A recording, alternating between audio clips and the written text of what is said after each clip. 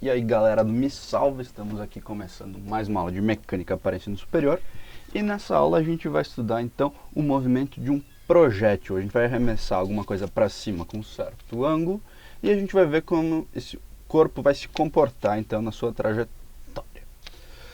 O mais importante do movimento de um projétil é saber que a gente vai dividir o movimento então do corpo em um movimento horizontal e em um movimento vertical que vão ser independentes entre si. Ou seja, a posição aqui do corpo ela vai ser definida por uma componente horizontal, que aqui a gente vai estar denominando como eixo X,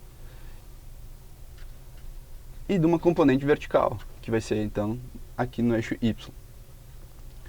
Aqui então a nossa posição e também a velocidade e a aceleração, elas vão ser todas divididas assim, elas vão ter uma componente horizontal e uma componente vertical, todas em função do tempo. Veja bem então que aqui a posição em Y ela não depende de Y nem de X, ela depende apenas então do tempo. O que isso quer dizer? Isso quer dizer, por exemplo, que se eu tiver aqui dois corpos que estão a uma certa altura, num tempo t0, e eu soltar eles, como a gente já sabe, eles vão cair juntos aqui. Eles vão chegar no mesmo tempo t1 no solo. O que isso quer dizer? Isso quer dizer que a gravidade está agindo apenas na componente vertical, ela está proporcionando então uma aceleração aqui para baixo, e os corpos então vão se comportar do mesmo jeito. Mas se a gente tivesse, por exemplo, aqui, um corpo com uma certa velocidade inicial, aqui na direção horizontal, por exemplo, aqui então, esse corpo aqui, ele tem uma velocidade v nesse sentido aqui, de sentido positivo, a gente pode então tratar um movimento vertical como a gente vinha tratando antes. Percebam que o tempo t0 até o tempo t1, eles percorreram a mesma distância os dois corpos. Então, nesse intervalo entre t1 e t0, o movimento vertical é o mesmo, ele desceu tudo isso o corpo. E aqui então a gente vai ter um deslocamento no eixo horizontal devido então a essa velocidade aqui que a gente tinha inicial para esse corpo aqui. O mais importante então é saber que a gente vai ter que tratar desses dois movimentos, horizontal e vertical, em separado. Vamos tentar então aqui analisar o caso mais completo, que é o lançamento oblíquo. A gente tem um corpo que está aqui na origem, na posição 0, 0, e ele tem uma velocidade inicial v0 com um certo ângulo de inclinação aqui, θ. Como a gente vai então resolver esse problema? A gente vai dividir ele em dois problemas. A gente vai pegar esse vetor velocidade inicial e a gente vai dividir nas componentes aqui horizontal e vertical. Aqui a gente vai ter um certo Vx e aqui um Vy. A gente sabe então, pela trigonometria, que Vx vai ser igual a V0 vezes o cosseno de θ. Aqui a gente sabe disso. Cosseno aqui então é o cateto adjacente pela hipotenusa, a gente consegue encontrar essa relação. E para Vy então, a gente tem aqui Vy igual a V0 vezes o seno de θ. Tendo essas duas relações aqui, então, para Vx e Vy, a gente vai dividir o problema em problema vertical e problema horizontal. Vamos ver aqui, então, o movimento vertical. O movimento vertical, a gente tem aqui o quê? Quais são as forças? O que está agindo nesse corpo aqui que está sendo lançado aqui na sua direção vertical? A gente vai ter essa velocidade Vy, então o corpo tem uma velocidade inicial. A gente vai ter aqui a posição inicial dele é 0, e a gente tem uma aceleração aqui, que é uma aceleração constante, para baixo, que é a aceleração da gravidade, com valor g. Então a gente tem aqui que o movimento vertical é um movimento de aceleração constante. Aceleração constante. E o que isso quer dizer? Quer dizer que a componente de aceleração em y, ela vai ser igual a menos g, aceleração constante.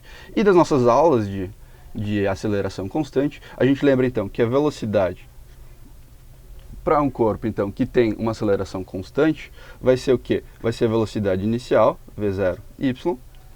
Aqui vamos botar o índice zero para saber que é a velocidade inicial, porque elas podem variar ao longo do tempo, tá? Então, v0, y, menos a aceleração vezes o tempo. E a gente sabe, então, que a posição para um corpo com aceleração constante, aqui a gente tem uma posição inicial zero, então aqui a gente tem só a posição final, que vai ser o deslocamento também, que vai ser igual a v0y vezes o tempo menos g vezes o tempo ao quadrado dividido por 2. Essas expressões podem ser encontradas também partindo que a gente tem uma aceleração constante e integrando então duas vezes aqui até encontrar essa expressão para a posição. Aqui então a gente tem as componentes verticais para aceleração, para velocidade e para posição. Vamos encontrar a mesma coisa então para o problema horizontal. Vamos chamar aqui então movimento horizontal. O movimento horizontal, o que está envolvido nesse movimento? A gente tem aqui uma velocidade inicial v0x, só que a gente não tem nenhuma aceleração, a gente não tem nenhuma força, nada que está modificando esse movimento. Então ele vai ter essa velocidade aqui constante, a gente vai ter um problema de velocidade constante. Um problema de velocidade constante, a gente sabe que a gente vai ter o quê? A gente vai ter uma aceleração x que vai ser igual a zero. Vamos descer aqui um pouquinho. A gente vai ter uma velocidade em x que vai ser constante, vai ser igual a v0x.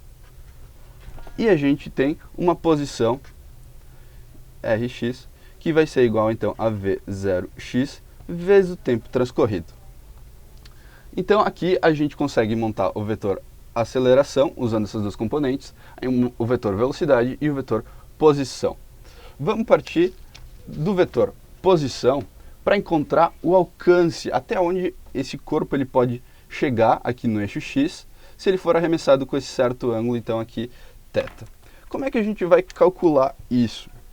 A gente tem aqui então o nosso vetor posição e a gente tem aqui, a gente já substituiu então o v0x e o v0y pelas relações v0 vezes cosseno de t e v0 vezes seno de t para a velocidade inicial em y.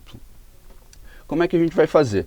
A gente tem que a posição em x, ela vai ser igual a esse termo aqui, v0 vezes o cosseno de t, de θ, desculpa, vezes t, e a gente tem que y vai ser igual a v0 vezes o seno de θ vezes t menos g vezes t ao quadrado dividido por 2.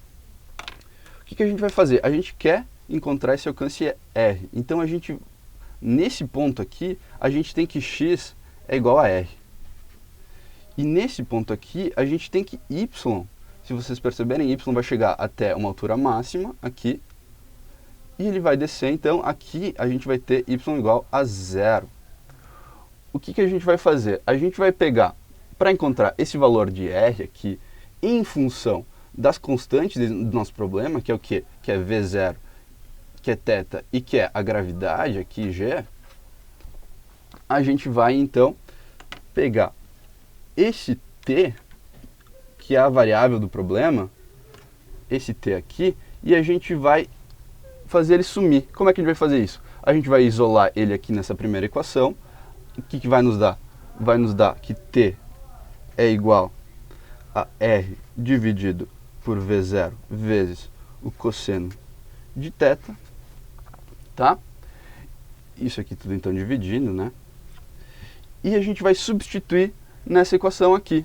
Então a gente não vai mais ter t, e a gente pode encontrar então r em função de todos os parâmetros do problema.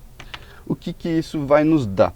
A gente vai ter aqui que r é igual a v0 ao quadrado dividido por g, aqui eu já estou pulando toda a parte algébrica, né? Vezes 2 seno de θ vezes cosseno de θ. Aqui, galera, a gente vai utilizar essa relação aqui da trigonometria para simplificar um pouco a nossa expressão para alcance, tá? E para tornar mais fácil então da gente entender o que está acontecendo. Usando aquela relação ali, a gente tem que R é igual a V0 ao quadrado dividido por G vezes seno de 2θ.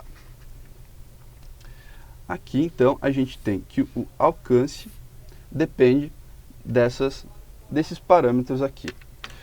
Vamos, então, analisar um gráfico desse fator aqui, seno de 2θ, já que a velocidade é constante, g é constante, então aqui a gente tem um coeficiente constante, aqui então a gente vai ter que o alcance ele só depende do ângulo que a gente lançar o nosso corpo aqui, então. Se o ângulo for maior ou menor, isso vai mudar o alcance, como é de se esperar, né? Então, vamos analisar aqui um gráfico de seno de 2θ. Aqui a gente tem, então, o gráfico que a gente vê que o maior valor para esse alcance vai ser quando a gente tiver, então, um ângulo de 45 graus, que esse coeficiente aqui, então, vai ser 1, e a gente vai ter que alcance vale isso aqui. Esse aqui é o alcance máximo que a gente pode conseguir quando a gente arremessar 45 graus. Vocês podem perceber também que para todos os ângulos diferentes de 45 graus, a gente vai ter um valor aqui para seno de 2θ que pode ser encontrado para dois ângulos diferentes. O que isso quer dizer? Isso quer dizer que se a gente pegar aqui um gráfico, então, dessa trajetória ali do corpo, dependendo desse ângulo aqui, se o ângulo for 45, a gente vai ter um alcance máximo aqui, olha só, esse aqui é nosso R máximo. E se a gente tiver qualquer outro ângulo, vai ter um outro ângulo que é complementar a ele, ou seja, esse ângulo aqui mais um ângulo que somado a ele fecha 90, a gente vai ter então esses dois ângulos aqui que têm o mesmo alcance. Eles vão ter trajetórias assim, ou mais baixa ou mais alta, mas eles têm o mesmo alcance R. Eu espero que vocês tenham entendido, galera, e até a próxima.